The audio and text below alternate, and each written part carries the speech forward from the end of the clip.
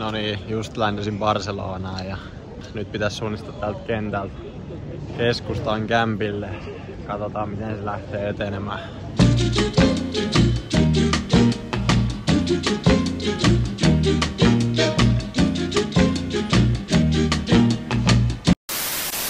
Tervetuloa jälleen kerran kaikki arvoiset katsojat.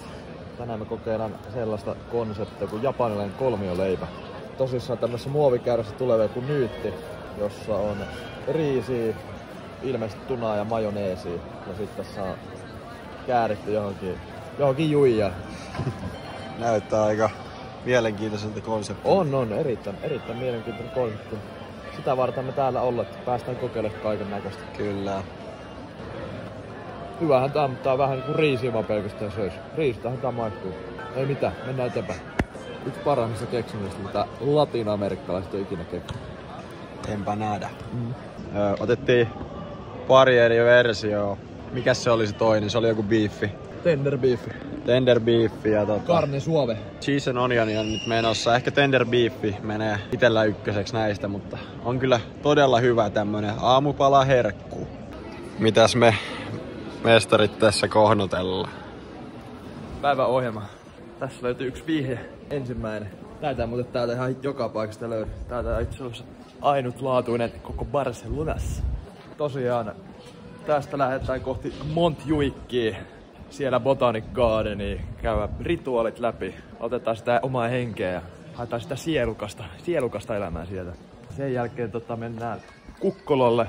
Katsotaan auringonlaskua, kiva seurasta, totta kai siellä paljon hyvää pöhinää, kivoja ihmisiä. Sitten pikku iltabailut ja sandwich. Ai, mitä tunnelmaa on nautittu. Ja joulukuuta eletään. Joulu on vastaan kaukana. Siitä voi olla montaa mieltä, mutta ei se vielä ole, ei se vielä. Kato, Messi. Goatti. Joidenkin mielestä, mun mielestä ainakin.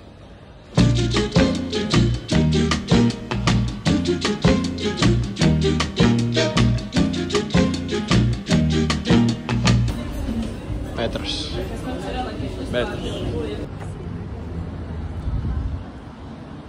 Se on kyllä härkätaisteluareena. Näytähän katsojille.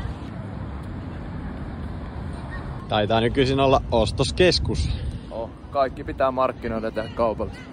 On muuten yksi ehkä siisteimpiä paikkoja, missä on ikinä käynyt tää Montjuicki näin suomalaisittain. Todella hieno ja tyylikäs kokonaisuus. Ja Montjuicilla sijaitsee myöskin tuo Barcelonan Olympiakylä. Ja varsinkin tää pitkä baana, mikä tässä suoraan edessä. Lempialue ylivoimaisesti. Varsinkin aurinkoisena päivänä niin nuo näkymät on aivan mielettömät. Koko kaupunki aukeaa tuolta Kukkulalta. Katsotaan kohta lisää. Mutta hei, eletään joulukuuta, vaikka ei siitä vielä tunnu. Niin, se on ihan mielenkiintoista, kun täällä ei ihan näy toi joulukuu ainakaan tässä säässä. Tai miten sen nyt ottaa. Kukakin pitää joulukuun säätä ihan sellaisena kuin pitää, mutta joo, ei oo loskaa eikä paskaa. Kyllä ihmisten johonkin pitää omat roskansa jättää. Kohta aletaan kapuumaan. Aurinkolasit puuttuu. Prada shadeit. Jotain vasta. Kummalla mennään tänään? Normaaliportaat vaiko liukuportaat? En mä normaalista portasta saa kyllä tiedä, että on johonkin temppeliin vielä. Ja kyllähän ne urheilijat valitsee portaat. Tällä kertaa kun ei päässyt sisään. Edessä siintää uimastadion. Olympialaisten aikaan oli kovassa käytössä. Ja mulla kuuluu oikein semmoista legendaa, että nuori Messi veti tossa ME-ajan. Vuonna 2008. En tiedä muista, mutta itselle tuli ainakin tosta kellosta mieleen Kouvolan keskuskirkko.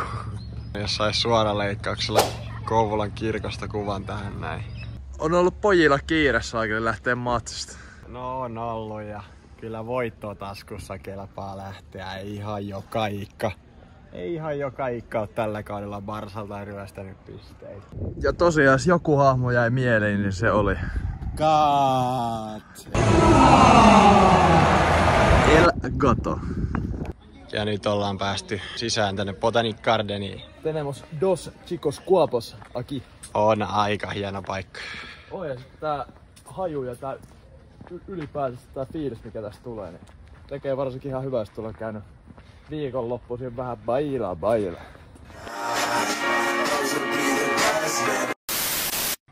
Mikä se siinä? Onko se jopa Engpelarastos Lemon Bounces? Onhan se on just se Enkemados Lemon Bounces. Kyllähän me tiedä.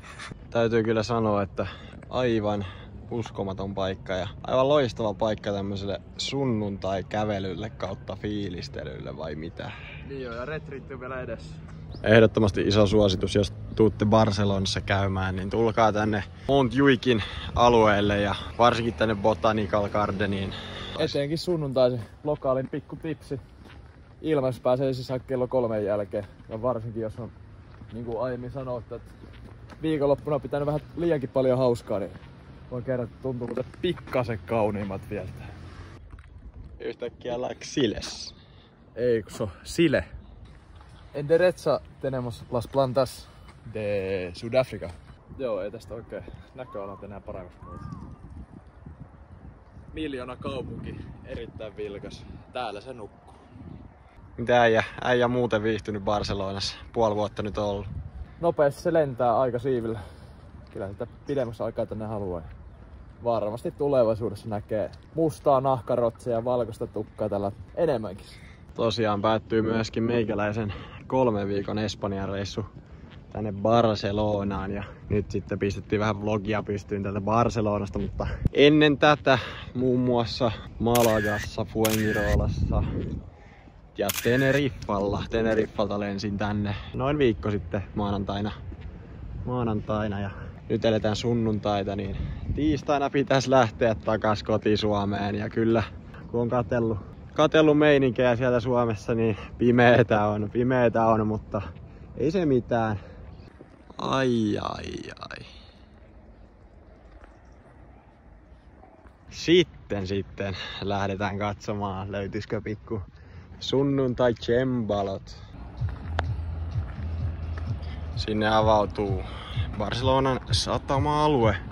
Tässä mistä itse dikkaan kaikista eniten, niin saa itsensä tuntumaan aika pieneksi tässä maailmassa. Viime viikolla laskeutu aurinko taas 5 minuuttia, periaatteessa tähän kello sama aika, 5 minuuttia myöhemmin. Nyt on muuten kunnilla pahat mielessä. Lopetetaan viikko siihen suomalaisen tapaan. Tietty espanjalaista musiikkia kohta käydään kuuntelemaan. En oo ite tätä herkkuu maistanut puoleen vuoteen. Ei tää cerveza on, menee tähän ihan erittäin.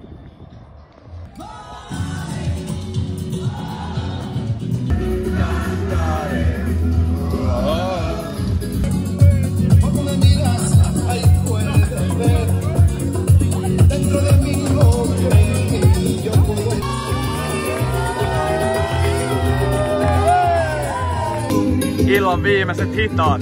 Kyllä taustaelämää.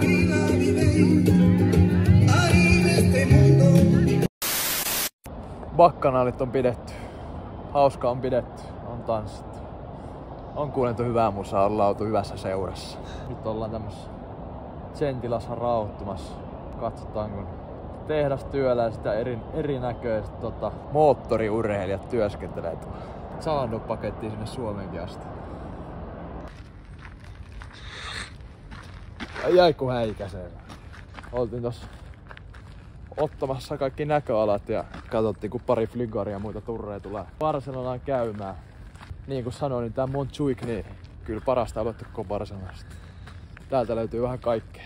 On luontoon ihmisiä, on bailua jos niitäkin haluaa. Etenkin nämä näköalat ja fiilis.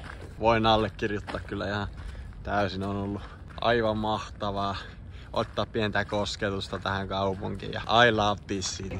Täällä ollaan laittamassa tuoko viikkoa pakettiin. Tää on sellainen biisi, joka kaikkien pitäisi tietää kuunnella. On niinku rento. On rento. Ja maisemat.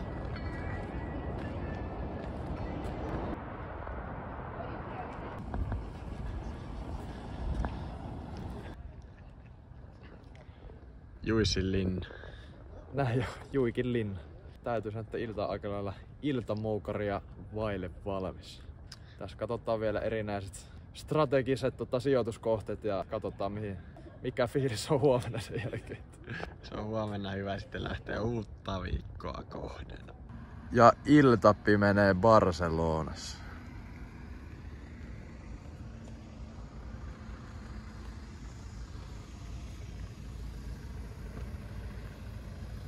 Ja näin me saavutaan illan melkein viimeisimpiä spotteja.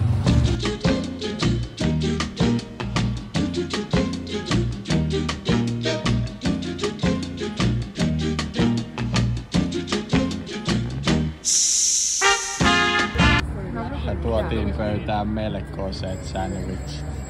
Ja Ritsi Kol toimittaa. Aletaan murkinoimaan. Ja minuutti myöhemmin. Aivan älyt. Ilta pala. Missä seuraavaksi? Katsotaan mihin tuuli vie ja nokka näyttää. Hirveä kiire olisi päästä matsi alkuun, mutta kundi vaan haluaa laittaa moukariin sisäänsä. Raha on jollakin tehtävä. Ja tarina jatkuu.